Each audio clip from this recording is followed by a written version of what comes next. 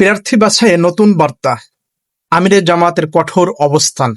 দর্শক, বাংলাদেশ জামায়াত ইসলামের আমির ডক্টর শফিকুর রহমানের একটি মন্তব্য নিয়ে চারিদিকে বেশ আলোচনা হচ্ছে।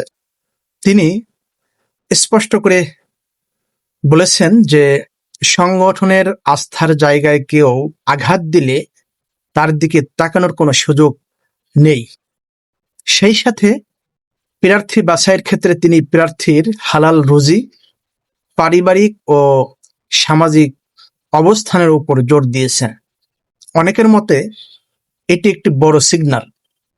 বিশ্লেষকরা মনে করছেন যে আসন্ন স্থানীয় সরকার নির্বাচনে স্বচ্ছতা ও নৈতিকতাকে জামায়াত ইসলামী কতটা গুরুত্ব দিচ্ছে এই বক্তব্য থেকেই তা স্পষ্ট হয়ে যায়।